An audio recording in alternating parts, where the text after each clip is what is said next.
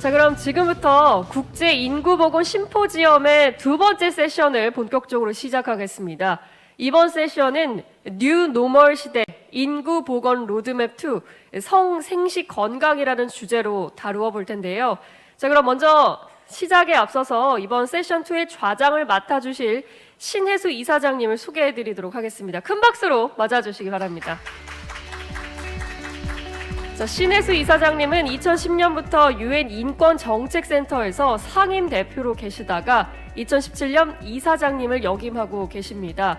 위안부 기록물 유네스코 세계기록유산 등재 국제연대위원회 사무단의 단장으로 활동 중이시고요.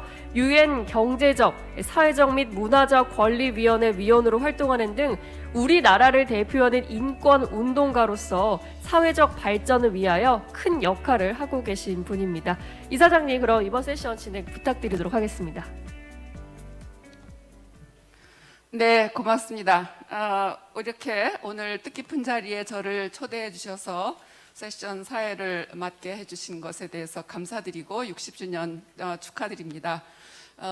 그 UN 인권정책센터는 2005년에 설립된 그 민간 인권 단체입니다. 그래서 한편으로는 UN과 소통하고 그 UN의 인권 정책을 잘 그 국민들이 인식하고 또 UN 쪽에 우리 나라의 사정을 전달하는 역할도 하고요. 저희가 하고 있는 그 중요한 사업 중에 그 결혼 이주 여성 사업이 있습니다. 그래서 지금 베트남의 그 남부와 북부, 건토와 하이퐁, 그 다음에 필리핀, 태국 그렇게 세 군데의 해외 사무소를 두고 있습니다. 또 제가 그 위원을 맡고 있는 UN의 경제적, 사회적 및 문화적 권리위원회는 그 2016년에 재생산 건강 또는 생식 건강권에 관한 일반 논평을 저희가 발표를 했는데 그때 제가 초안을 맡았었습니다.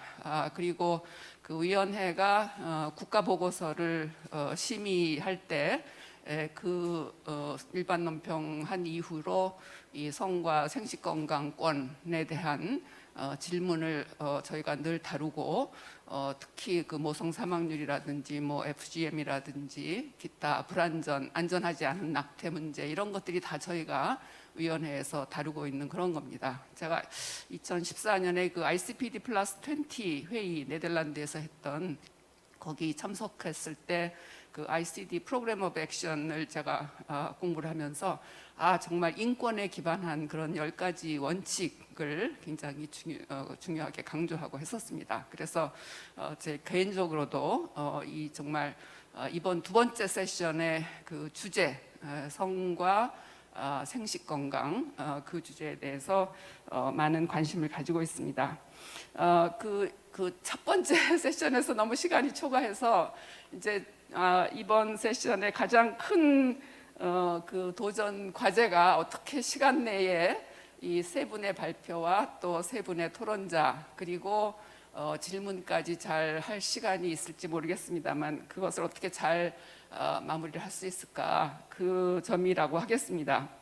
그래서 그 먼저 세 분의 발표는 특히 이제 이 성생식 건강의 관점에서 어떻게 국제적으로 이게 그 지표가 형성이 돼 있는가 그런 그 국제적인 것을 살펴보고 그리고 나서 또 한국의 입장에서 세 분의 토론을 갖도록 하겠습니다.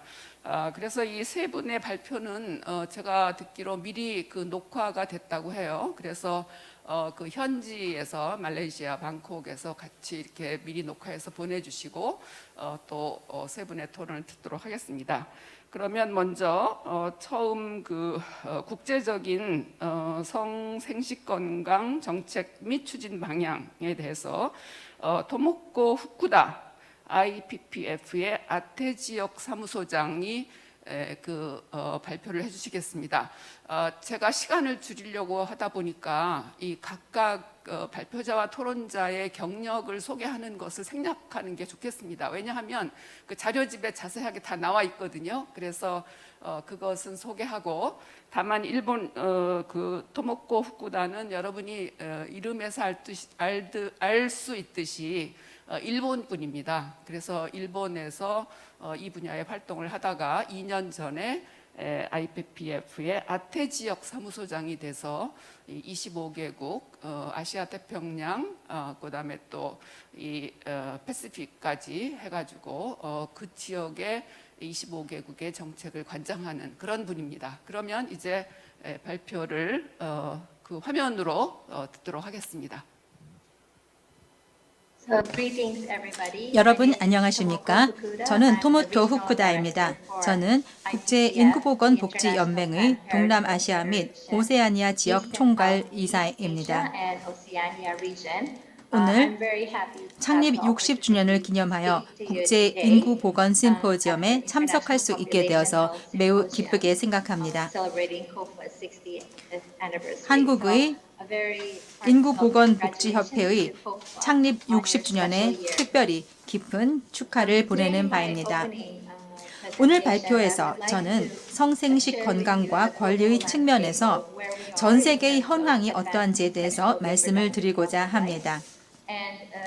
우리가 어떠한 도전 과제에 직면해 있는지, 그리고 앞으로 우리가 깊이 탐구해야 할 분야는 어떤 것들이 있는지 살펴보겠습니다. 다음 슬라이드 넘기겠습니다. 여러분들 중에서 IPPF, 국제인구보건복지연맹을 잘 모르시는 분들을 위해서 설명을 드리자면 글로벌 성생식 건강과 권리 서비스 기관이자 주요 옹호 기관으로 일하고 있는 국제기구입니다. 회원사는 전 세계 142개국에 존재하고 있습니다. 우리는 세계적인 운동이자 각 지역사회의 풀뿌리 운동이고 여성과 여아들의 삶과 직접 연관되어 활동하고 있습니다. 오늘 제가 준비한 발표는 세 가지로 구성이 되어 있습니다. 먼저 첫 번째 부분은 의제 설정에 관한 것입니다. 두 번째는 ICPD 국제인구개발회의의 베이징 행동강령의 운용, 그리고 2030 지속가능 개발 목표 의제에 대한 것입니다. 다음으로 IPPF의 미래 목표, 그리고 성생식 건강과 권리의 옹호자로서 우리의 역할에 대해서 말씀드리겠습니다. 다음 슬라이드입니다. 우선 말할 나위 없이 성생식 건강과 권리 내에서 아직도 우리가 마치지 못한 의제가 많이 있습니다.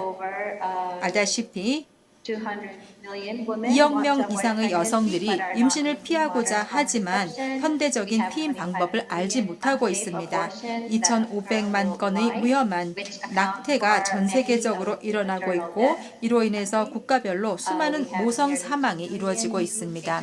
거의 200만 건의 HIV 인체 면역결핍 바이러스 감염이 매년 신규 발생하고 있습니다.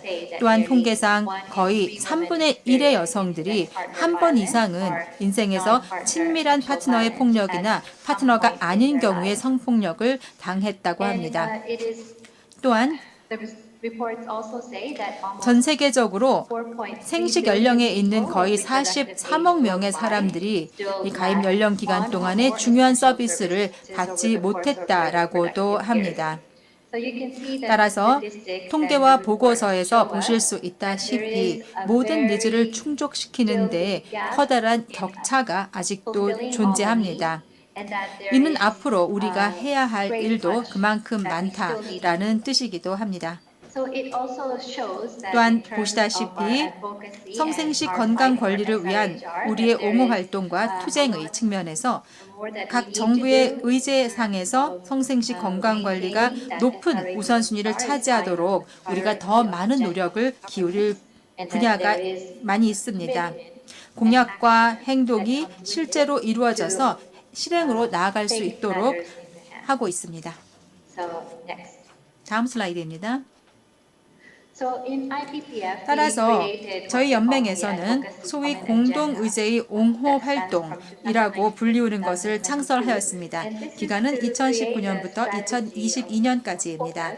이는 우리가 할 수 있는 분야에 집중할 전략을 세우고 IPPF 전역에 걸쳐서 보다 나은 국가로서 에너지를 집중하는 것입니다. 이 활동을 통해서 글로벌 차원 그리고 지역 차원 혹은 국가 차원 등에서 이와 같은 논의에 모두 참여할 수 있도록 하며 일정한 분야에는 매우 집중된 노력을 기울이게 합니다. 다음 슬라이드입니다. 여기에서는 4개의 기둥이 공동의제 안에 포함이 됩니다. 하나는 성생식 보건 관리 서비스에 대한 보편적인 접근성입니다. 각국 정부의 경우 보편적인 보건 서비스가 접근되도록 하고 취약계층을 포함해서 모두에게 저렴하게 만들자는 압력이 있다는 것을 다 알고 있습니다. 우리는 SRHR 서비스가 이들 국가에서 보편적인 보건 접근의 일부로 포함되기를 매우 희망하고 있는 것입니다. 안전한 임신 중절 진료에 대한 접근을 제공함으로써 위험한 낙태로 인해서 생명을 잃게 되거나 질병을 얻는 일이 없도록 하자는 것이며 성폭력이나 젠더 폭력에 대한 종합적인 성교육을 하는 것, 이와 같은 것들이 우리 옹호 활동의 중요한 사항들입니다. 다음 슬라이드입니다. 이러한 모든 집중된 노력을 통해서 우리는 우리가 일하는 여러 국가에서 결과를 도출해낼 수가 있었습니다. 전 세계적으로 141개의 정책 변경이나 입법화를 이끄는데 그동안 기여해 왔습니다. 여기에 포함되는 것으로 52개국에서 112개 입법 활동과 지역 및 글로벌 차원에서 29개의 정책 변경안 등이 있습니다. 많은 부분들이 청년들을 위한 교육이 중심입니다. 왜냐하면 청년들이 자신들의 섹슈얼리티, 성생식 건강을 어린 나이부터 정보를 구하고 자신들을 보호하기 위해서 필요한 서비스에 접근하는 것은 너무나 중요한 일이기 때문입니다. 따라서 우리의 옹호 활동도 주로 청년 중심이며 이를 통해서 청년 관련 정책과 입법을 그동안 만들어내었습니다. 몇 가지 사례입니다. 예를 들어서 뉴질랜드에서는 우리의 가족협회 회원이 보건기구부터 교육기관, 보건건강기관 등 다양한 30개의 기구들로 하여금 낙태법 개혁을 지원하는 의안에 서명을 하도록 하였습니다. 이는 우리가 해왔던 그동안 최근의 역사에서 중요한 법 개정을 이끌어낼 수 있었던 활동이었습니다. 따라서 이러한 사례는 진정으로 우수한 조정을 이루는 노력을 통해서 아주 커다란 변화를 이끌어낸 것이라고 할 수 있습니다. 또한 우리의 회원협회가 직접적으로 청년들을 참여시키고 이들의 활동에 집중하는 경우를 많이 보아왔습니다. 이러한 청년들은 목소리를 높여서 의사결정자들이 듣도록 하였고 우리의 홍보대사들을 활용을 해서 의사결정자들에게 의견을 전달하도록 하였습니다. 그 결과 공식적인 업무를 만들어낼 수 있었고 피임과 성생식 보건관리 서비스들을 프로젝트 지역의 보건소에서 청년들에게 무료로 제공할 수 있게 되었습니다. 보다 최근에는 UN 총회에서 논의된 건강보장이 이루어졌을 때 IPPF는 시민사회 운동의 일부로서 성생식 보건 관리가 그 패키지의 일부로 포함될 수 있도록 하였습니다. 또한 취약계층이 정부의 보편적 보건 계획과 전략의 우선순위에 놓일 수 있도록 하였습니다. 다음 슬라이드입니다. 우리가 가진 도전 과제들은 다음과 같다고 생각합니다. 첫째는 물론 코로나19입니다. 간단하게 말씀드리고 그 다음으로 코로나로 인한 봉쇄 조치에 의한 SRHR 문제에 대해서 말씀을 드리겠습니다. 필요한 사람들에게 서비스를 제공하는 것이 점차 어려워졌습니다. 특히 봉쇄 조치로 인해서 여행도 할 수가 없었고 팬데믹이 횡행할 때 보건소에 방문한다는 것이 굉장히 두려운 일이었었습니다. 또한 여성들과 여아들이 필요한 서비스를 받도록 하는 것조차도 매우 어려웠었습니다. 이러한 것들이 이 분야에서 우리에게 가장 큰 난관이었던 것 같습니다. 그렇기 때문에 성생식 건강 관리가 더 중요해진다고도 할 수가 있을 것입니다. 특히 정부들이 백신과 전염병에 너무나 집중을 하고 있기 때문이라고 생각합니다. 여성의 니즈가 정부의 우선순위에서 밀려날 수가 있고 그래서 배관시될 수가 있기 때문입니다. 이럴 때일수록 성생식 건강 관리를 더욱더 옹호해서 중요한 서비스로 인식될 수 있도록 해야 할 것입니다. 정부들이 이 문제를 뒷전에 놓거나 미루지 않도록 해야만 합니다. 오히려 최전선에 두어서 여성의 건강 유지가 코로나 위기에도 중요한 부분으로 남을 수 있도록 해야 할 것입니다. 지금까지 현재 우리가 성생식 건강 관리에 관련해서 현재 가지고 있는 어려운 점이 어떠한 것들이 있는지 말씀을 드렸습니다. 다음 슬라이드로 넘어가겠습니다. 여러분들 중에서 SRHR 분야의 실무진들이 계시다면 드리고 싶은 말씀은 회원국들이 모여서 여러 다른 이슈에 대해서 의지를 천명할 수 있는 국제회의가 열리고 있다는 사실입니다. SRHR의 경우 인구와 개발에 대한 국제회의가 있습니다. 그리고 ICPD 국제인구개발회의가 창설된 지 25년이 지났습니다. 2년 전에 나이로비에서 행사를 해서 기념을 하였고요. 25주년 공식 기념 행사는 베이징에서 작년에 개최하였습니다. 즉 역사적인 발전 과정에 있어서 ICPD가 창설된 이래 큰 기념비적인 획을 긋고 있는 것입니다. 25년이 지났고 우리는 이제 정부들로 하여금 그들이 만든 공약을 새로이 개정하도록 요구하고 있습니다. 우리가 바라보는 과제 중에 하나는 어떤 분야에서는 진전이 많이 이루어졌지만 다른 분야에서는 더 강한 반대에 직면하고 있다는 사실입니다. SRHR은 어떤 나라에서는 너무 정치화되기도 하였습니다. 어떤 나라에서는 SRHR 이야기를 꺼내는 경우도 매우 어려운 나라가 있습니다. 따라서 국제적인 플랫폼을 우리가 원하는 대로 가능한 고위층에서 혹은 영구적인 기관으로 만드는 것이 가능하지 못했었습니다. 그렇지만 이를 향한 움직임은 있습니다. 제가 볼 때 우리가 집중해야 하는 것은 시민사회가 특히 플랫폼에 접근할 수 있도록 보장을 해야 한다는 것입니다. 이제는 대면 회의도 계획되어 있지 않기 때문에 많은 회의가 화상으로 진행되고 있지요.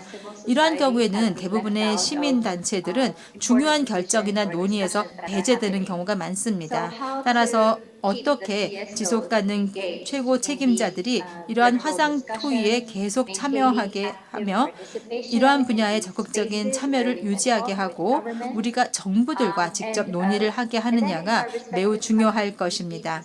또한 각국에서는 정부들이 나이로비 정상회담에서 그리고 베이징 플러스 25에서 공약했던 내용에 대해서 책임성이 부여되도록 해야 합니다.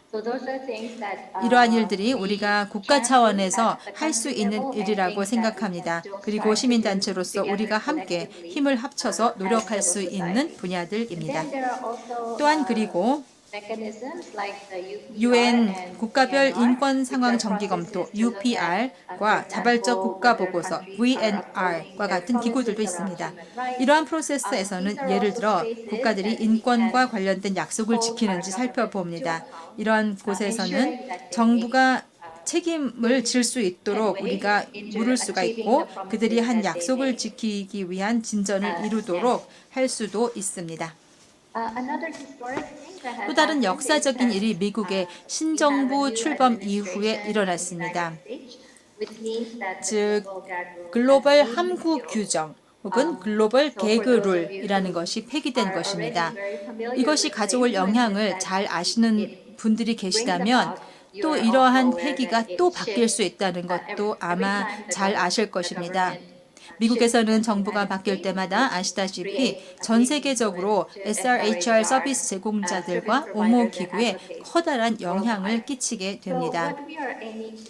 따라서 우리가 하고자 하는 일은 글로벌 함구 규정, 글로벌 개그 룰을 영원히 폐기하는 방향으로 노력을 경주하려는 것입니다.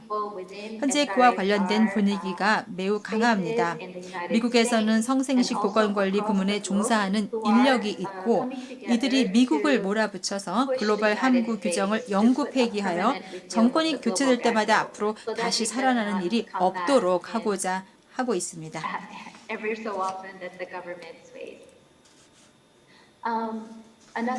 또 다른 사항으로 말씀드릴 수 있는 것은 이것은 특히 IPPF에 관한 것인데요. 세대 간 평등 포럼이 코로나로 인해서 1년 연기가 되었고 이제 2021년이 되었습니다. 그 포럼들은 시민사회들이 서로 교류하고 토의할 수 있는 장을 마련해서 시민단체끼리만이 아니라 정부와도 만날 수 있게 하는 것들입니다. 여러 가지 행동연합들이 있을 것입니다. 그리고 SRHR과 자율성이 있습니다.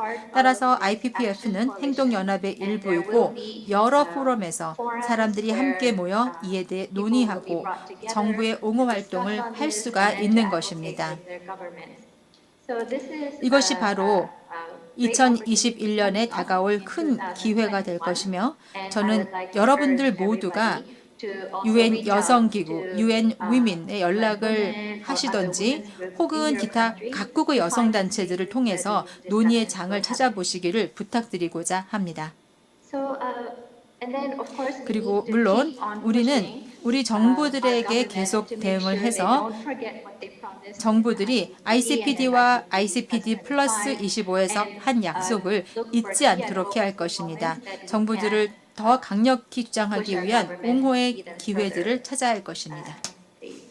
다음 슬라이드입니다. 마지막으로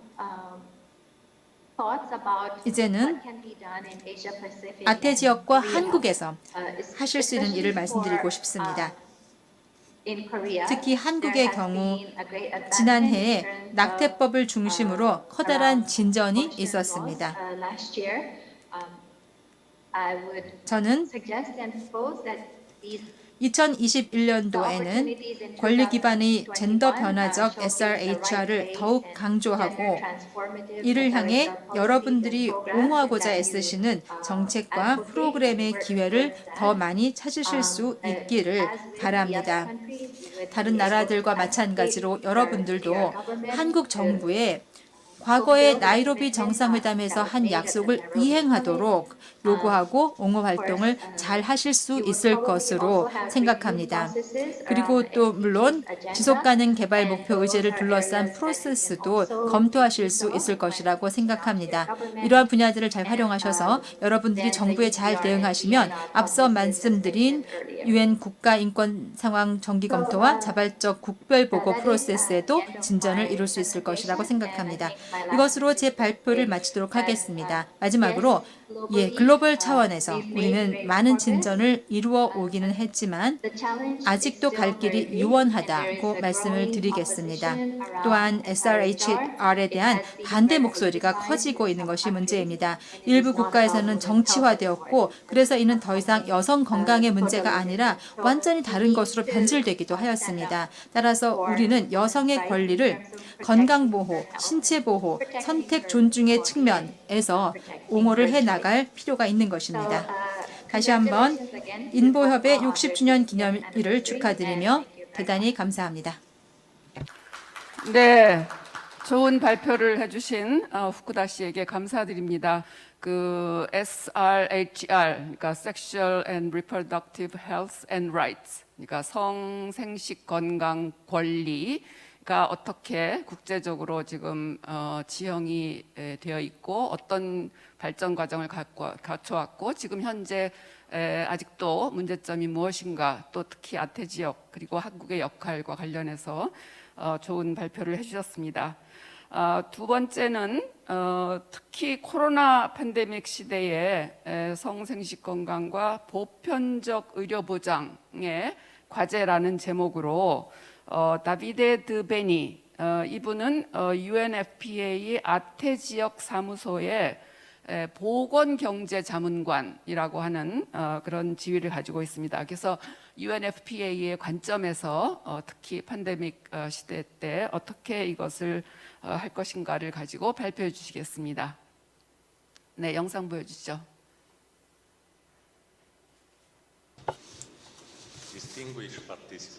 여러분 안녕하십니까? 저는 다비드 드베니입니다. UNFPA의 아태 지역 사무소 보건경제 자문관으로 활동하고 있습니다. 제가 오늘 말씀드릴 부분은 코로나19 시대의 보편적 의료 보장과 성생식 보건의 과제입니다. 오늘날 아태 지역의 모든 국가들의 사회 서비스 보장 범위가 2010년부터 계속해서 증가했습니다. 그러나 코로나19로 인해서 이러한 다양한 서비스의 차질이 발생했습니다. 산정관리, 출산, 그리고 또 산후관리에 있어 차질이 발생했습니다. 그리고 보편적 의료 보정에 거장에서 각국의 노력에 영향을 미치고 있습니다. 코로나19 문제 해결과 보편적 건강 보장 달성은 서로의 불가분의 관계에 있자 얽혀있는 목표들이라고 할 수 있습니다. 기관들의 강점과 장점들을 바탕으로 파트너십을 구가하여서 최고의 성과를 달성하는 것이 관건입니다. 글로벌 팬데믹은 인간의 상호 연결성이 매우 중요하고 또한 건강과 복지가 지속가능한 발전의 핵심이라는 사실이 극명하게 드러내었습니다. 성생식 보건 등 건강 등 필수 서비스를 통합한 모두를 위한 강력한 보건 시스템과 기타 예방적 건강 보건 조치와 개입은 지속적인 회복과 또한 지속 가능한 개발을 촉진하는 중요한 요소입니다. 가장 큰 문제 중에 하나는 성생식 건강 서비스에 대한 불평등을 해소해야 된다는 것입니다. 그래서 보편적 건강 보장에서 그 누구도 소외되지 않아야 됩니다. 자, 지금 보시는 것은 보편적 건강 보장과 관련된 세 가지 축입니다. 저희는 종합적인 성생식 건강 대책을 마련하여서 모든 인구에게 재정적인 보호를 제공하고자 합니다. 저희는 분석을 통해서 두 가지에 집중을 하였습니다. 첫 번째로는 인구와 서비스 보장, 즉 성생식 건강과 권리 서비스의 제공과 이용 관련된 부분이고, 두 번째는 바로 재정적 보호입니다. 먼저 우리는 코로나19가 성생식 건강과 권리 서비스의 제공과 이용에 미치는 영향을 분석하였습니다. 지금 보시는 것은 코로나19가 성생식 건강과 권리에 미치는 영향을 분석할 수 있는 체계입니다. 그리고 이러한 프레임워크를 사용을 하여서 모성 사망률과 관련된 어떤 리스크 증가와 관련된 부분들을 더 이해할 수가 있습니다. 그리고 또 UNFPA가 파트너들과 함께 협력을 할 수 있도록 하고 있습니다.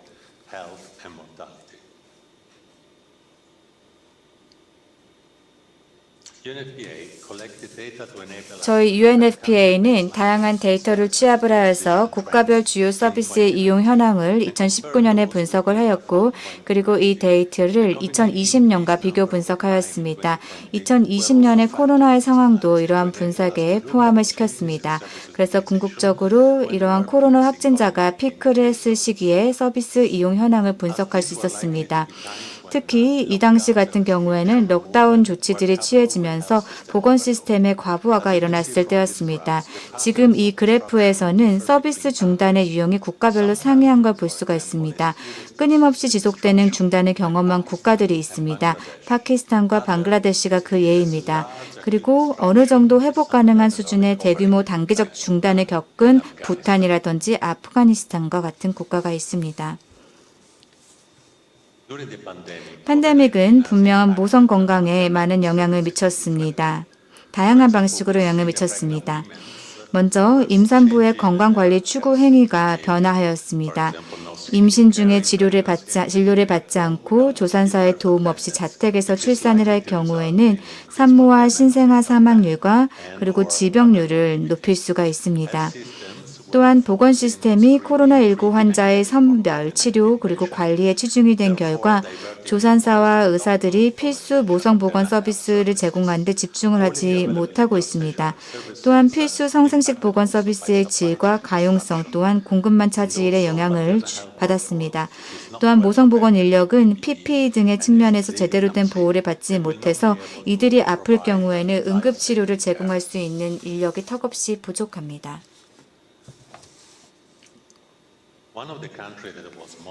가장 영향을 많이 받았던 국가 중에 하나는 바로 방글라데시였습니다.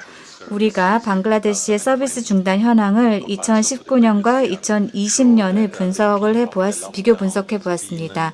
그래서 록다운 피크 시기에는 산정관리 서비스의 이용률이 최대 57%까지 감소한 걸 볼 수가 있습니다. 그리고 UNFPA가 파트너들과 함께 취합한 정상적인 데이터를 보시면은 이러한 데이터를 분석을 해서 저희는 서비스 이용률에 영향을 미친 요인을 파악할 수 있었습니다. 어떤 경우 같은 경우에는 이제 산간 지역에 있는 사람들이 도시로 가는데 또 이동을 하는데 비용이 발생을 하기도 하였고, 또한 공공보건 서비스의 제공이 제대로 이루어지지 않고 민간 서비스가 중단이 된 경우들도 많았습니다. 또한 이러한 서비스를 받기 위해서는 사전에 코로나 검사를 해야 되는데 이런 검사의 어려움이 하나의 또 이용률을 낮춘 영향이 되었습니다. 궁극적으로는 자기 부담금이 늘어나고, 왜냐하면 이러한 검사 비용이라든지 의료비 또 처방비와 관련해서 자기 부담금이 늘어나게 되었습니다. 그리고 이것은 저소득층에 많은 영향을 미쳤습니다. 계획 임신에도 영향을 미쳤습니다. 제조와 글로벌 공급 문제로 인해서 중앙 차원에서의 피임 재고 품절이 일어나기도 하였습니다. 또한 지역적, 국가적 그리고 글로벌 공급망의 차질이 발생을 하였고, 우선순위가 재설정이 되면서 재고 부족 현상이 발생을 하였고, 현대적 피임법이 부족한 상황에서 효과성이 떨어지는 전통적인 피임법으로의 전환은 원치 않은 임신으로 이어질 가능성이 높습니다. 또한 장기 피임법과 비영구 장기 피임법의 가용성 저하로 인해서 선택권이 줄어들고 응급 피임약과 낙태에 대한 수요 급증이 가능하였습니다. 네팔의 사례에 대해서 말씀을 드리면은 이곳에서도 서비스 중단 현황이 발생을 하였습니다. 특히 계획 임신과 관련해서 여러 가지 영향이 있었습니다. 지금 보시는 것은 2019년과 2020년에 그 계획 임신 실시 가구의 현황을 보여주고 있습니다. 네팔 정부가 이 SRH 서비스와 관련해서 연속성을 보장하기 위해 다각적인 많은 노력을 팬데믹 시기에 하였습니다. 그럼에도 불구하고 이러한 성생식 건강과 관련된 서비스 이용률을 많이 높이지는 못했습니다. 또 사람들이 감염 때문에 이러한 서비스를 이용하는 그런 경우들이 줄어들기도 했습니다. 또한 이동 제약이라든지 다양한 국경 폐쇄 조치들이 이루어지고, 또 분산형 시스템 때문에 공급망에 차질이 발생을 하였고, 이를 통해서 어떤 계획 임신과 관련된 다양한 필수 또 모성 보건 이런 용품들과 관련된 공급이 제대로 이루어지지 못했습니다. 성평등과 인권과 관련해서도 다양한 여파가 있었습니다. 특히 깊게 뿌리 잡은 불평등, 차별과 낙인 등의 문제가 확산이 되었고, 여성 리더십의 부족, 참여 부족 형상을 보게 되었습니다. 또한 보건 시스템의 취약성과 부재를 극명하게 드러내었고, 또 긴급 조치와 법령은 인권을 더욱더 제약할 수 있다는 점에서 문제가 될 수 있고요. 시민사회와 여성단체로의 재정 지원이 감소가 되었습니다. 그리고 여성의 무급가사 노동, 소득, 생계에 대한 불평등한 젠더 기반의 영향을 보게 되었습니다. 그래서 저희 UNFPA에서는 정신보건과 사회심리 지원에 집중을 하였고, 법적 보호 대책의 변화 모니터링을 지속적으로 하였으며, 또한 장기적인 인권 문제를 해결하기 위한 다양한 기회의 창을 제공을 하였습니다. 젠더 기반 폭력과 또 위해 관한과 관련해서 말씀을 드리면 일단 코로나 이전 아태 지역은 높은 젠더 기반 폭력 GBV 발생률을 보였습니다. 그래서 오늘날 코로나 팬데믹 등 위기 상황은 여성과 소녀들의 이 GBV 피해 취약성을 악화하고 있습니다. 또한 부적절한 젠더 기반 폭력에 대한 대응 서비스를 확산시키고 있습니다. 향후에 미칠 수 있는 영향은 친밀한 파트너의 폭력, IPV로 인하여 여성의 피해 위험이 증가될 수 있고 또 위기와 경제 침체로 인해서 유해한 관습의 위험이 확대될 수가 있고 취약 그리고 소외 여성의 취약성이 증대될 수가 있고 또한 GBV 대응의 우수 인력과 가용성이 감소되고 산간 지역의 GBV 서비스 제공이 어려울 수 있습니다. 그래서 UNFPA에서는 대정부 옹호 작업을 통해서 이러한 젠더 기반 폭력을 코로나 대응책의 필수 서비스로 포함을 시키고 있고요. 또한 응급 젠더 기반 폭력 대응 서비스의 영속성을 보정을 하고 또한 일선 직원과 자원봉사자에 대한 심리적인 응급처치법과 환자 이송 교육을 실시하고 있습니다. 다음으로는 코로나19가 재정적인 보호에 미치는 영향입니다. 일반적으로 이 경제적인 쇼크라고 하는 것은 보건 결과의 악화를 가져올 수가 있습니다. 예를 들어서 일상적인 보건 서비스에 대한 투자의 우선순위가 감소하게 되고 코로나19와 관련된 도구의 조달과 제공에 대한 투자가 증가하는 이러한 증거들이 나오고 있습니다. 또한 소득 감소와 자기부담금 증가로 인해서 빈곤층은 필요한 의료 서비스를 사용할 수 있는 재원이 많이 부족한 상황입니다. 전 세계 각국들은 전례 없는 충격을 받고 있습니다. 그리고 취약계층에 대한 지출을 우선순위로 두어야 함은 자명합니다. 코로나 시대와 포스트 코로나 시대의 여러 국가들은 이 보편적 의료 보장 달성이 매우 어려울 것입니다. 그래서 모두를 위한 적절한 재정적 보호를 제공하기 위한 이러한 보건 서비스의 공급 확대를 위해서는 국가별 우선순위를 재설정하는 것이 매우 시급합니다. 보건 분야가 정부 지출에서 차지하는 비중을 늘려야 되고 정부의 지출 증가 추이를 지속하여서 개인 부담금을 상쇄해야 됩니다. 지난 몇 년간 건강 분야의 공적 개발 원조는 증가했으며 과도한 의료비 지출과 자기부담금 또한 증가하여서 개인과 또한 가계의 보건 비용 부담이 가중되었습니다. 보건 분야의 공공 지출을 높이고 개인과 가계의 자기부담금 상승을 유발하지 않으면서도 업무 효율성을 높이는 재원 활용이 가능한 다양한 혁신적인 전략들이 요구됩니다. 자, 그러면 필수 성인지 보건 서비스의 접근성을 제공하기 위한 주요 엑셀러레이터, 촉진 요인은 무엇이 있을까요? 먼저 국가들은 보건 서비스, 의료 서비스 보장을 위해서 노력을 해야 됩니다. 각국은 자국의 보건 시스템을 강화해서 지금껏 이룬 성과를 유지하고 보호해야 되고 팬데믹으로 인해 상실했던 성과를 회복해야 됩니다. 혁신 중요합니다. 의료보건 서비스 제공의 혁신을 도모해서 신기술을 활용한 진료의 조율과 연속성을 확보해야 됩니다. 세 번째는 보건 서비스의 보장과 질을 높이기 위해서 각국은 보건과 물류 관리 정보 시스템에 투자해야 됩니다. 그리고 데이터의 질을 강화하고 분산된 데이터의 가용성을 제고해야 합니다. 팬데믹 기간 동안에 저희 UNFPA에서는 다양한 혁신 관련 프로젝트에 투자를 하였습니다. 그 중에 하나가 바로 방글라데시의 다타 커넥션 프로젝트입니다. UNFPA는 어플리케이션을 통해서 갭을 줄이고 또 사람들의 목숨을 살리고 있습니다. 의사, 간호사, 조산사 등 여러 주체들이 함께 한 팀으로 일하고 있습니다. 또 다른 좋은 사례는 동티모르의 사례입니다. UNFPA는 동티모르에서 VR 기술을 통해 원격으로 의사들을 양성하고 있습니다.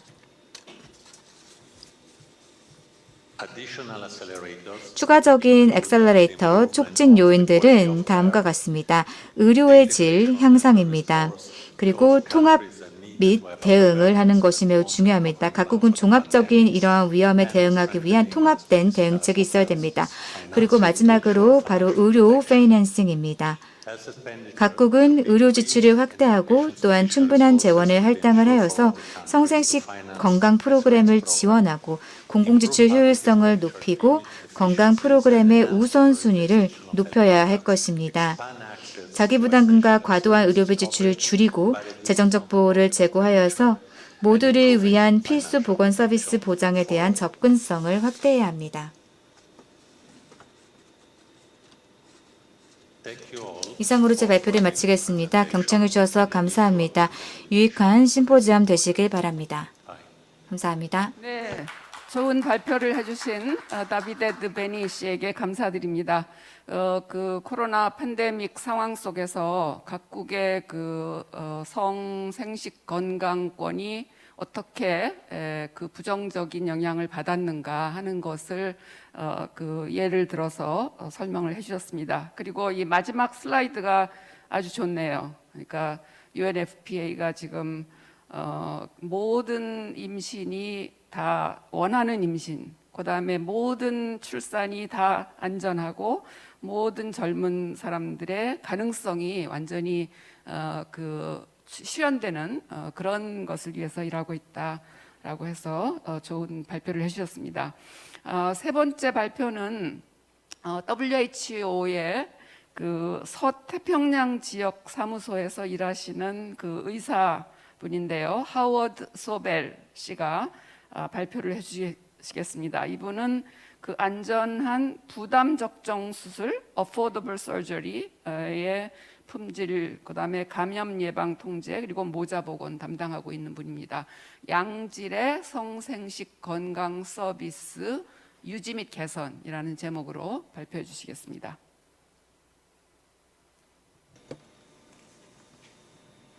안녕하십니까? 아침, 오후, 저녁 인사드립니다. 제 이름은 하워드 소벨입니다. 저는 세계보건기구 서태평양 지역 조정관입니다. 담당 업무는 재생산, 모성, 신생아 및 청소년 보건, 그리고 방역, 임상 프로그램, 기타 사업 등으로 이루어져 있습니다. 오늘 한국인구보건복지협회 설립 60주년 기념 2021년 국제인구보건 심포지엄에 참석할 수 있게 되어서 영광이자 기쁨으로 생각합니다. 첫 번째 슬라이드입니다. 오늘 제 발표는 가족계획 사업의 유지 및 질적 개선, 코로나19 이후의 모습에 관한 것입니다. 서태평양 지역에서는 건강 결과에 대한 큰 개선이 그동안 이루어졌는데 이는 보건 접근성의 개선과 사회의 경제적 발전 등으로 인한 것입니다. 모성 사망은 2000년에서 2017년 사이에 45%가 낮아졌으며 신생아 사망은 1990년에서 2019년 사이에 78%가 하락되었지만 양상은 나라마다 사뭇 다릅니다. 8개국이 신생아 사망의 96%를 차지합니다. 모성 사망도 매우 유사합니다. 5세 미만 사망은 1990년에서 2019년 사이에 79%가 줄었습니다. 서태평양 지역에서는 피임법에 대한 접근과 효과적인 사용이 개선될 필요가 있습니다. 이 장표에서 보여드리는 것은 선별된 국가의 현대적인 피임 방법 사용률의 동향을 보여주는 것입니다. 보시다시피 현재 어떤 국가도 60%를 넘지 못합니다. 점차 개선을 보이는 국가들로는 필리핀, 캄보디아, 라오스 등이지만 아직 갈 길이 멉니다. 베트남은 줄어들었고 몽고는 상당히 줄어든 상태입니다. 다음 슬라이드의 그래픽은 우리가 2015년도에 개발한 것입니다. 가족계획 방법별로 의도하지 않은 임신의 위험을 보여줍니다. 보시다시피 여성들이 사용하는 전통적인 방식으로는 첫 해에 임신할 확률이 4분의 1이 됩니다. 콘돔을 사용할 경우에는 남성과 여성 모두 6분의 1입니다. 피임약은 11분의 1, 그리고 데포프로베라는 사용 첫 해에 임신할 위험이 17분의 1이 됩니다. 그렇지만 장기적인 방식을 한번 보시면 불임 수술은 200분의 1이고 호르몬형 자궁 내장치, 즉 IUD는 500분의 1의 확률을 보여주고 있고 피임용 임플란트를 할 경우에는 2000분의 1이 됩니다. 현재는 이들 숫자들의 좀 개선이 있기는 한데요. 과거에 비교해서 그렇게 크게 다르지 않은 범위 내에 있습니다. 다음 장에서는 우리가 36개의 DHS, 즉 인구 통계 및 건강 설문 조사를 통해서 살펴본 내용을 다룬 간행물입니다. 전 세계적으로 36개국에서 여성들이 사용한 최근 피임 방법과 의도하지 않은 임신에 대해 조사를 했습니다. 보시다시피 임신한 여성의 과반수 이상이 어떤 식으로든 피임을 하고 있었습니다. 그렇지만 10% 정도는 전통적인 방식을 사용하였고 31%는 단기작용 방식을 사용했습니다. 이들 여성 중 대부분은 조만간 임신할 의사가 전혀 없습니다. 그럼에도 불구하고 3%만이 장기작용 방식을 사용했다는 것이 특이합니다. 공통적인 중지 이유인데요. 지금 보시는 것은 또 다른 간행물로 35개 중저소득 국가에서 피임 방법을 미사용하거나 중지한 공통적인 이유입니다. 중요한 점은 부작용에 대한 두려움이 거의 대부분의 국가에서 나타난다는 것이고요. 비중은 37%입니다. 다음으로 임신에 대한 위험을 과소평가하는 것도 큰 이유입니다. 여성들이 임신을 원하지 않으면서도 사용을 하지 않는 이유가 무엇인지 보건 종사자들에게 물어보았더니 종교적인 반대 때문이라고 대답을 하는 경우도 종종 있었습니다. 그 비중이 22%입니다. 다음으로 어디에 가서 도움을 받을지 모르겠다. 이것은 비중은 매우 낮습니다. 그 다음 문제는 비용인데 여기에 나타나 있지는 않지만 1 내지 2% 정도입니다. 따라서 정말 가장 큰 문제에 기여하는 가족 계획 방법에, 즉 계획 임신 방법에 집중해야 할 필요가 있습니다. 다음 슬라이드에서 말씀드리고자 하는 것은 항상 우리가 듣는 이야기이지만은요, 사람들이 원하는 방법대로 선택할 자유를 주어야 한다고들 말씀을 하시죠. 맞는 말입니다. 동의합니다. 그러나 그들이 장기적인 피임 방법이 있다라는 걸 모른다면, 그 장점들을 들어보지 못했다면 올바른 선택을 할 수가 없겠지요. 이것을 그래프로 보여드리겠습니다. 캄보디아 전체에 배포된 피임 도구들을 살펴보니 4%가 장기적인 방식이었습니다. 즉 장기작용 방식이 4%밖에 되지 않았던 것이죠. 다음으로 전체 연도수별로 그리고 2% 피임 상황을 보면 배포된 4%의 장기 방식 피임법이 2년간 61%의 효과를 보이는 것을 알 수 있습니다. 그 말은 즉 자국 내 장치와 임플란트를 더 늘리게 되면 보다 훨씬 큰 효과가 나타난다는 뜻입니다. 약간만 증가시켜도 그 효과는 몇 배로 커진다는 것이죠. 이제 우리가 정보 수집을 위해서 사용한 방법을 설명하겠습니다. 우리는 국가들이 정책 입안을 할 때 가능한 많은 정보를 드리고자 도와드리고 있습니다. 여기 평가 항목에 포함되는 것은 차트에서 보시다시피 고객 차원의 면담, 보건의료 종사자 면담, 병원 차원의 평가, 병원 환경의 관찰, 정책 및 지침의 검토, 중요 의약품과 물품의 공급 상태, 직원의 훈련 상태 점검 등등이 있습니다. 그 외에서 보면 시스템 차원의 변화를 위해서 우리의 지원 활동을 통해서 이런 데이터를 알아내고 그를 바탕으로 해서 우선순위 조치를 파악을 하고 행동 계획을 세우고 자원을 배분하며 자원을 효율적으로 배분하고 정기적 모니터링과 평가를 통해서 국가 정책과 전략을 수립할 수 있도록 하고 있습니다. 다음 슬라이드는 평가입니다. 원래 이 평가는 필리핀에서 진행을 했었습니다. 전국 101개의 보건시설에서 여성들을 조사하면서 모든 차원의 보건 제도를 다 포함시켰습니다. 면담 여성들이 병원에 내원하는 날에 만나서 가족 계획에 대해서, 즉 계획 임신에 대해서 질문을 하였습니다. 필리핀에서 이렇게 계획 임신을 하는 경우는 16%에 지나지 않았습니다. 즉 그만큼 우리가 놓치고 있는 기회가 엄청나다는 것입니다. 나머지 국가들을 살펴보았더니 27%에서 50% 사이였습니다. 즉 50%가 넘은 나라들은 하나도 없었습니다. 내원한 여성들에게 상담을 제공한 경우가 그만큼 없다는 뜻입니다. 면담 여성들이 내원을 한 이유는 다양했는데요. 그런데 생식 건강을 이유로 병원을 찾은 여성들에게조차도 우리는 기회를 그만큼 놓치곤 하였던 것입니다. 다음으로 똑같은 평가에서 가족계획 상담, 즉 계획 임신 상담의 질적 수준을 살펴보았습니다. 범위가 상당히 넓었는데요. 그렇지만 중간에 두 개 그래프를 한번 보시죠. 부작용과 고객 우려사항 이 두 가지가 있고 이들도 굉장히 다양한 모습으로 보여지고 있습니다. 그렇지만 이 3개국의 여성들은 이에 대해 질문을 아예 받지 않았습니다. 질문받은 사람들이 극소수였습니다. 이것도 전 세계적으로 발견한 사항과 같습니다. 이 툴에서는 부작용과 건강에 대한 걱정을 하고 있는 사람들과 그에 대해서 질문을 받은 사람들 두 그룹을 비교해 보았습니다. 캄보디아에서는 30%가 우려를 하고 있는 상황이었고 24%가 질문을 받았다고 합니다. 이 정도면 그렇게 나쁜 것은 아니지만 다른 나라들을 보시면 점점 더 악화되는 것을 보실 수 있는데요. 예를 들어 필리핀의 경우에는 5분의 1만이 환자들의 걱정거리에 대해 상담을 받을 수 있었다고 합니다. 또한 같은 평가에서 시설 지원도 포함을 시켰습니다. 몇 퍼센트의 시설들에서 유효기간이 경과되지 않은 채로 적절하게 보관된 계획 임신 물품들이 있는지 이 슬라이드가 잘 보여주고 있습니다. 보시다시피 계획 임신 물품별로 그 상태가 매우 크게 다릅니다. 다음 장표는 글로벌 설문조사입니다. 여러 국가들에게 생식, 산모, 신생아, 모자보건, 즉 RMNCH 서비스가 중단되었는지 질문을 하였습니다. 보시다시피 대부분의 국가들이 중단을 경험하고 있다고 답변을 하였고 특히 사망률이 높은 국가들이 더 두드러졌습니다. 다음 슬라이드에서는 제가 자세하게 설명드리지는 않겠습니다만 이 내용은 라오스의 중요 보건 서비스, 코로나의 영향, 그리고 회복성에 대한 우수한 프로그램이 있는 경우에 그 결과를 자세히 살펴보았던 내용입니다.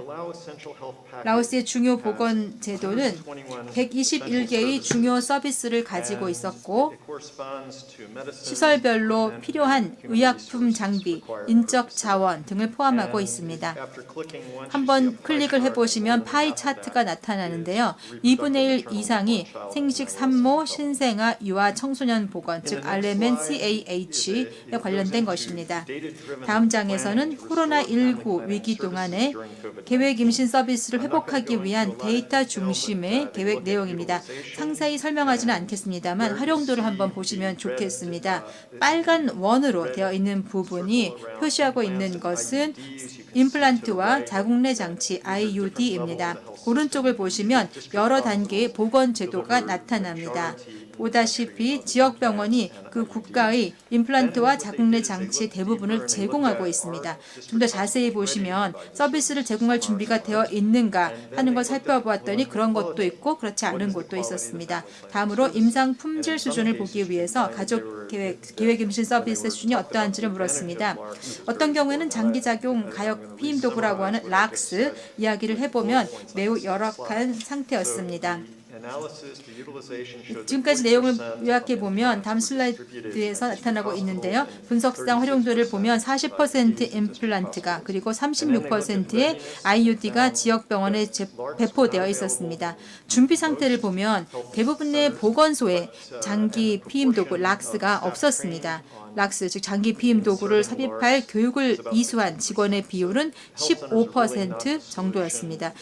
따라서 보건소가 해결책이 되지 못하는 경우가 허다합니다. 임상 품질의 경우 현재 현대적 도구를 사용하는 사람들의 2분의 1 이하가 내원 시 장기 피임 도구의 장점에 대해서 설명을 들은 바 있다고 합니다. 따라서 우리가 권고하고자 하는 것은 코로나 위기이긴 하지만 현재의 서비스를 계속 진행하는 것이 좋겠고요. 만일 코로나가 더욱더 심각해질 때에는 지역병원으로 장기 피임 방법 서비스를 이관하는 것이 좋겠다라는 생각입니다. 또한 장기 피임 시술에 대한 상담을 더 강조할 필요도 있겠습니다. 마지막 페이지입니다. 2020년에는 2018년과 매우 비슷한 월별 양상을 보이고 있습니다. 2020년 초 당시에는 그 전해보다 서비스가 약간 낮았습니다. 그렇지만 3월에 봉쇄 조치가 시작이 되면서 급격히 떨어졌습니다. 그럼에도 서비스를 복구할 수가 있었는데요. 그 이유는 2019년 코로나가 발생하기 그 이전부터 체계적인 데이터가 이용 가능했었기 때문입니다. 이제 미래를 보겠습니다.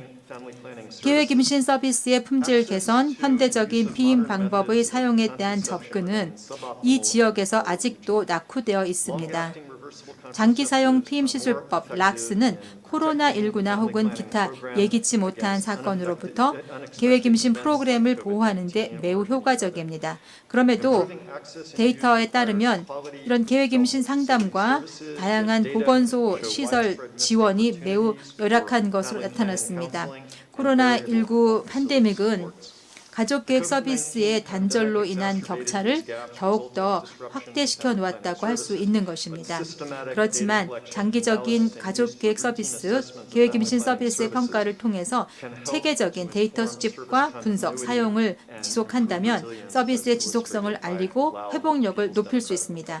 라오스가 그러한 사례가 되겠습니다. 이것으로 발표를 마치며 기회를 주셔서 감사드립니다. 네.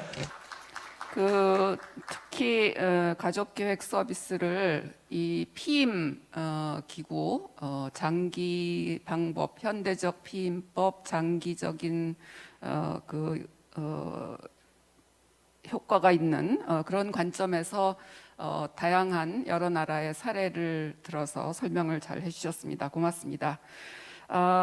지금 여기 휴식이 원래는 20분으로 돼 있는데요. 지금 4시 8분입니다. 그래서 이 발표를 해주신 세 분이 지금 인터넷으로 이제 접속해서 토론자들의 말씀을 듣고, 그리고 그 토론자들의 토론 내용 중에 발표자에게 질문하는 것도 들어있거든요. 그래서 접속한 거를 확인하고 하느라고 10분은 휴식 시간을 가져야 된다고 그래서 4시 9분이 됐네요. 4시 19분에 다시 시작하도록 하겠습니다. 꼭 시간 지켜주시기 바랍니다. 잠시 휴식 갖도록 하겠습니다.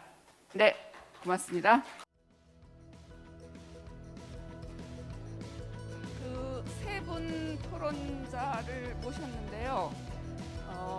첫 번째로 한국보건사회연구원 선임연구원으로 계신 김남순 박사님께서 해주시고, 그 다음에 두 번째로는 한국여성정치연구원의 김동식 박사님 해주시고, 그 다음에 세 번째로 토론해 주실 분은 코이카의 그 다자협력 인도지원실장이신데, 지금 코이카에서 그 확진자가 발생해가지고 그래서 격리 명령을 받아서 온라인으로 접속하시겠습니다. 김지훈 실장님.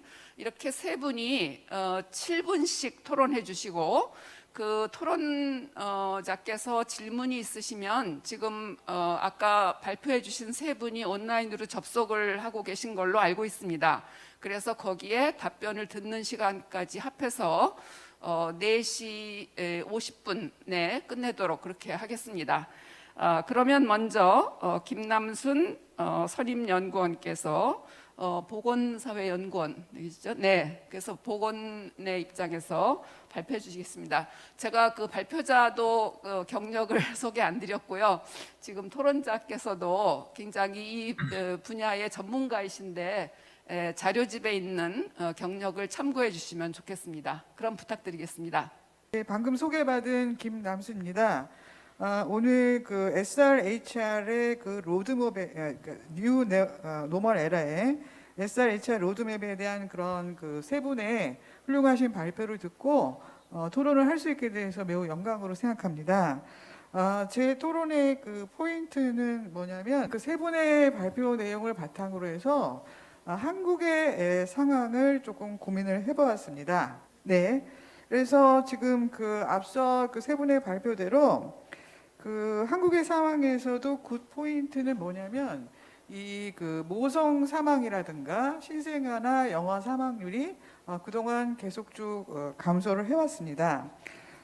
그리고 또 그 한국은 특히 이제 오늘 갑자기 뭐 확진자가 늘어나긴 했지만 그동안 전체적으로 방역을 비교적 성공적으로 해왔기 때문에 코로나19 상황에서도 그 일상적인 저희 의료 서비스가 이렇게 무너졌다든지 그런 현상이 발생하지 않아서 이 산전 진찰이라든지 분만 서비스 등에 있어서 아주 결정적인 그런 그 붕괴 현상은 나타나지 않았다는 것이 좀 저희로서는 굉장히 다행스러운 점이라고 생각이 되고요.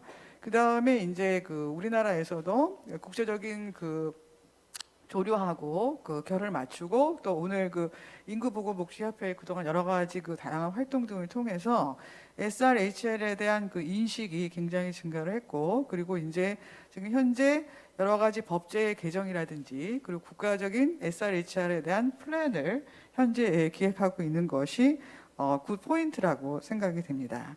그래서 이거는 제가 연구했던 그 한국 여성 건강 통계에서 우리나라의 모성 사망률이 이게 시대적으로 시간이 올수록 이제 전체적으로 이제 감소하는 그런 양상을 보여주는 그런 내용입니다. 예, 그런 상황인데 좀 그 안 좋은 점이라고 볼 수 있는 것은 뭐냐면 우리가 여전히 아직도 임신이나 혹은 그 월경 용품이나 이런 여러 가지 서비스에 대해서 재정적인 보호, 특히 이제 취약계층이라든지 사춘기 소녀라든지 젊은 여성들에 대해서 그런 부분은 아직도 좀 제한적인 점을 가지고 있고요. 그다음에 아까 이제 이 보건복지협회에서 이 성교육이라든가 이런 것들을 매우 일찍부터 시작을 했지만 이 SRHR의 어떤 그런 그 개념에 맞게 또 포괄적인 성교육을 그 하는 부분에서는 좀 불충분한 점이 있고 그다음에 현재 또 젊은 여성들은 이 안전한 임신 중지 서비스에 대한 니드는 굉장히 큰데 그 서비스 제공하는 것이 좀 제한적인 상황입니다. 그리고 그 세 분의 발표자께서도 계속 지적을 하셨지만 이 SRHR에 대한 리서치라든가 그 다음에 이제 어떤 기술 개발, 혁신 이런 부분들이 좀 제한적인 그런 상황을 역시 한국 상황에서도 겪고 있습니다. 그래서 지금 저희 그 한국에서는 이제 이 피임을 예를 들면 이 피임률 자체는 굉장히 높습니다. 요게 이제 2020년에 그 수행한 그 인공 그 임신 중절에 대한 실제 조사에서 나온 건데 피임 자체의 그 하는율은 높다고 이제 여성들이 응답을 했지만 지금 그 앞서 연장에 말씀하신 세이프 혹은 모던한 그런 그 현대적인 피임 방법을 사용한 율은 전체 피임률에서 보면 그 굉장히 감소하는 양상을 보이고 있어서 우리도 여전히 이러한 문제는 갖고 있는 것 같습니다. 그래서 다음 슬라이드를 보시면 그래서 이거는 중복응답이어서 합의 100%가 넘는 결과인데요.